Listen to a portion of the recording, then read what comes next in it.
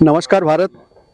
मैं लखन यदुवंशी एक बार फिर योग गुरु आचार्य श्री JL चैतन्य गुप्ता जी के साथ में, और हमारी ये श्रृंखला प्राणायाम पर जारी है। आज गुरु जी से हम एक नए प्राणायाम के बारे में चर्चा करेंगे और उनसे अपना ज्ञान वर्धन करेंगे। गुरु जी प्रणाम। आज आप हमें नए प्राणायाम के बारे में जानकारी दें और हमारा ज्ञान वर्धन करें और उसकी बारीकियों से हमें अवगत कराएं। जी। ओम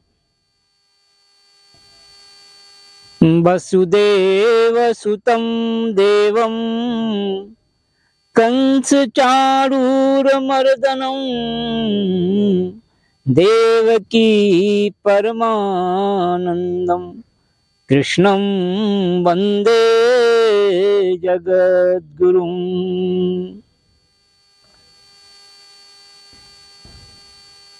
सभी साधकों का हृदयपूर्वक स्वागत है। आज के इस योग के प्रसंग में बहुत ही महत्वपूर्ण बातें आप जानेंगे। योग को पहली बात है, सबसे ज़्यादा महत्वपूर्ण यह है कि योग को हमने जब से ये मान लिया कि योगा, तो ये योगा जो है ये बहुत गलत हो गया। हम हर चीज़ को इम्पोर्टेड रूप में आयातित करते हैं। अंग्रेजी में योगा का शब्द का उच्चारण होता है, लेकिन हिंदी में जो है हम इसको योग जानते हैं। योग का मतलब होता है मिलना, जोड़। तो हमारी जो चेतना है, व्यक्तिगत जो इंडिविजुअल कॉन्शियसनेस है, उसका परम तत्व के साथ, सुप्रीम कॉन्शियस के साथ मिलना, ये योग है। और हम योगा कह करके हम योग की पूर्णता में बाधा डालते हैं। योग अपने आप में बहुत ही पूर्ण साधना है। 8 अंगों का इसमें विचार करना चाहिए। उसके अनुसार ही यम, नियम, आसन, प्राणायाम, प्रत्याहार, धारणा, ध्यान और समाधि, ये 8 कड़ियां जो हैं योग की, एक दूसरे से जुड़ी हुई हैं। अगर हम केवल एक ही पक्ष पर ध्यान देते हैं, किसी एक अंग पर को, तो उससे ये बहुत ही एकांगी बात होती है। हम केवल देह पर ध्यान देते हैं, हम प्राण पर ध्यान नहीं देते, मन पर ध्यान नहीं देते, बुद्धि पर ध्यान नहीं देते, और अंत में जो है हमारा जो आनंदमय कोश है। तो ये सारी चीजें योग में समझना, जानना आवश्यक है।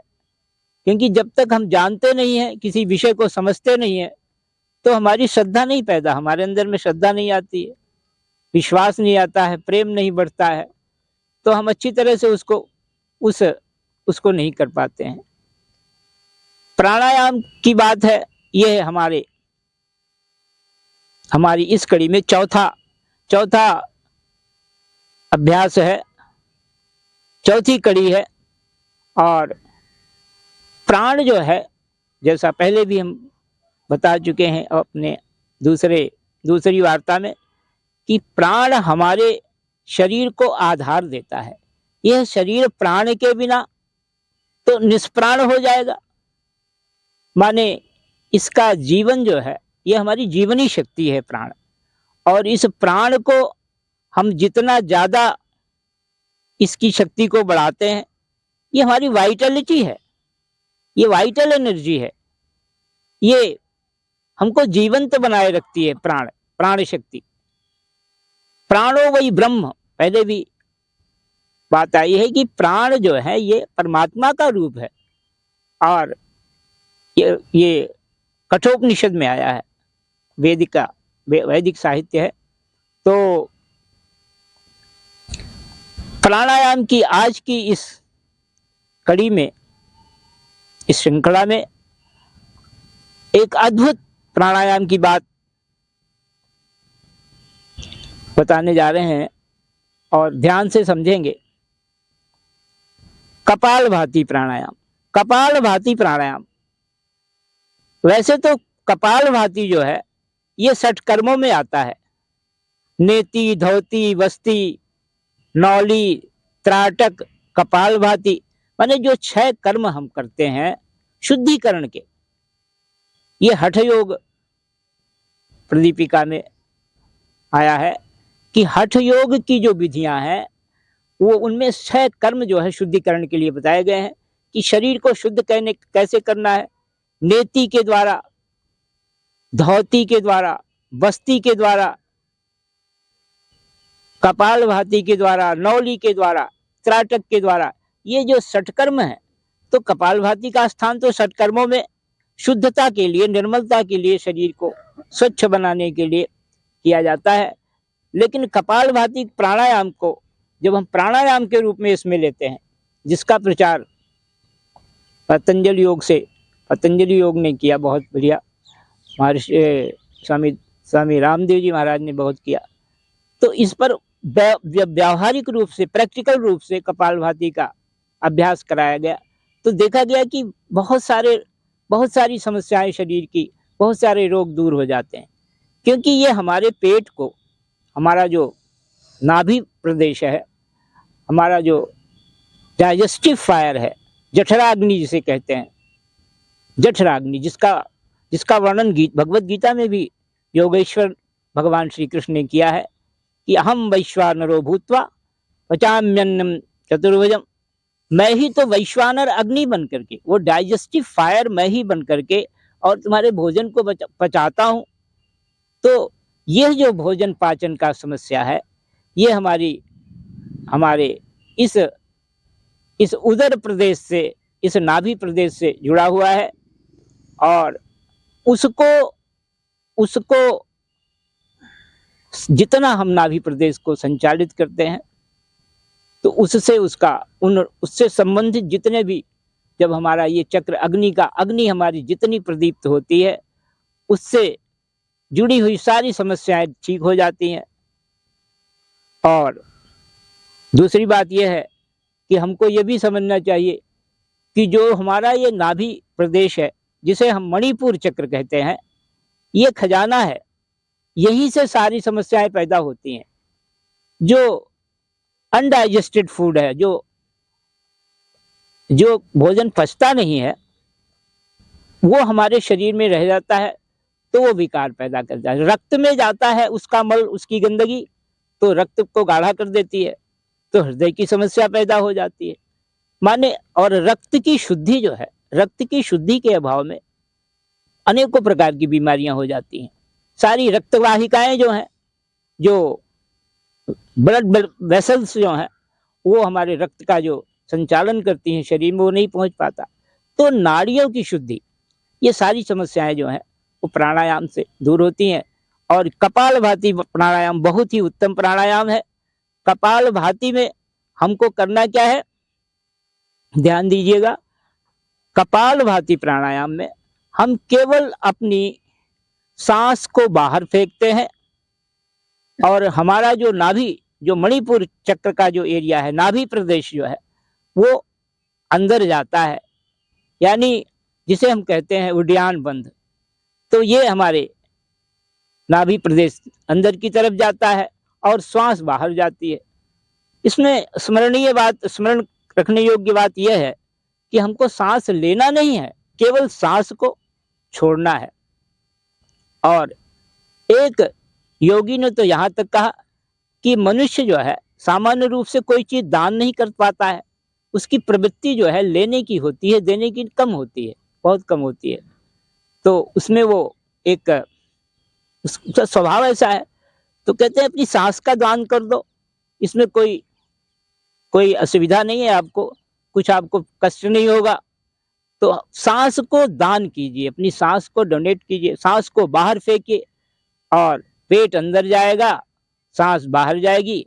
और सांस को फेंकते फेंकते जब हम पूरे तन्मयता के साथ पूरे मनोयोग से इस अभ्यास को करते हैं तो एक हमारे अंदर एक रिदम, एक लय क्रिएट हो जाती है। एक लयबद्धता के साथ ये चलने लगता है अभ्यास। सांस को फेंकते फेंकते एक रिदम बन जाती है और हमारी जो प्राण ऊर्जा है वो, क्योंकि जब हम सांस फेंकते हैं तो शुद्ध वायु अपने आप, जब रिक्तता, अंदर में रिक्तता आती है, खालीपन आता है, तो शुद्ध वायु अपना स्थान ले लेती है, वहां पे ऑक्सीजन आ जाता है। तो इस प्रकार से हमारा जो ये नाभि प्रदेश है ये बहुत सुंदर रूप से संचालित होता है। कपाल भाती हमारे शरीर को इस प्रकार से निर्मल बनाता है और कपाल भाती प्राणायाम से। और जैसे ये ऐसा समझ सकते हैं हम इसको, जैसे कोई गड्ढा हो और उसमें गंदा पानी भरा हो और हम हाथों से उलीच कर उसको बाहर गंदे पानी को फेंकें और फिर वहां पे शुद्ध जल आ जाए। तो इस प्रकार की स्थिति समझ लें कि कपालभाति प्राणायाम से जितनी भी अनडिजायरेबल, जो विषाक्त वायु है, जो अनवांटेड मटीरियल है हमारे अंदर, बेकार का विजातीय वस्तुएं जो हैं भरी पड़ी हैं, गंदगी, वो बाहर जाती है और उसका स्थान शुद्ध वायु के द्वारा, शुद्ध ऑक्सीजन के द्वारा, शुद्ध प्राण के द्वारा वो स्थान भरता है। तो ये अद्भुत प्राणायाम है। हमारे शरीर में बहुत बड़ा इससे प्रभाव पड़ता है, पूरा शरीर। एक प्राणायाम को अगर हम अच्छी तरह से करते हैं, कपालभाति प्राणायाम, तो शरीर की निर्मलता बढ़ती है और हमारे अंदर परम तत्व का अनुभव हमको धीरे धीरे होने लगता है। निर्मल मन सो जन मोहि पावा, मोह कपट छल छिद्र न भावा। ऐसा रामायण में ऐसी चर्चा आती है, गोस्वामी जी ने लिखा है। तो निर्मलता, मन की निर्मलता, तन की निर्मलता, मन की निर्मलता, बुद्धि की निर्मलता, ये सारी निर्मलताएं पूरी का पूरा सिस्टम जो है निर्मल बनाने के लिए, प्योरीफाई करने के लिए कपालभाति प्राणायाम अवश्य करें और अच्छी तरह से करें। एक बार इसका देखेंगे आप कैसे करना है।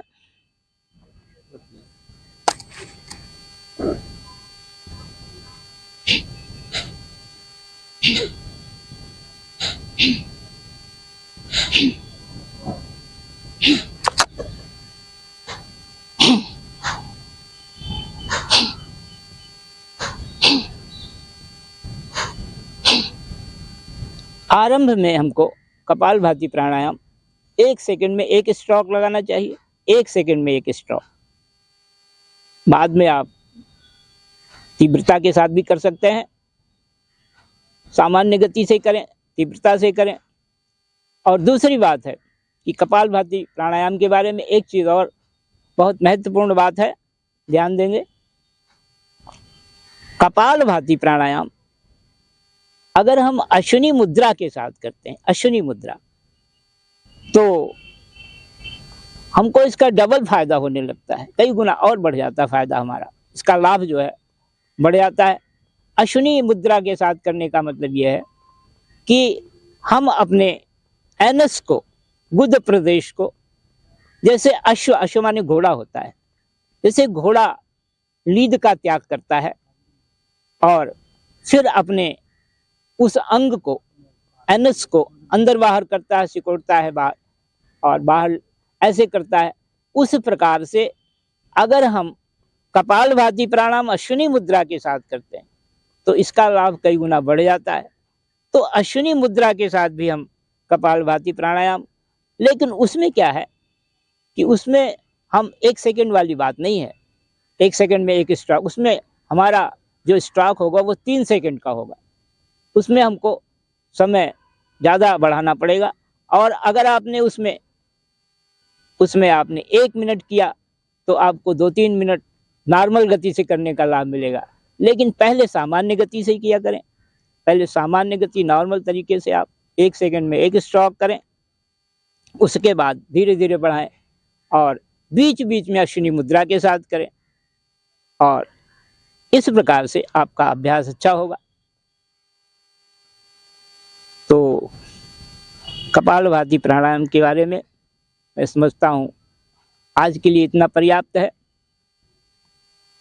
ओम पूर्णमदः पूर्णमिदं पूर्णात् पूर्णमुदच्यते पूर्णस्य पूर्णमादाय पूर्णमेवावशिष्यते। हरि ओम तत्सत्। धन्यवाद गुरुजी। आपने कपालभाति प्राणायाम के बारे में बड़ा ही अद्भुत ज्ञान दिया, और साथ में अश्विनी मुद्रा के साथ में इसको करने के जो आपने लाभ बताए वो बहुत ही हमारे लिए लाभकारी हैं। और हम आपसे अगले वीडियो में फिर नए प्राणायाम के साथ में जानकारी लेंगे। तो दोस्तों, तब तक के लिए आप बने रहिए हमारे साथ में। जय हिंद, जय भारत।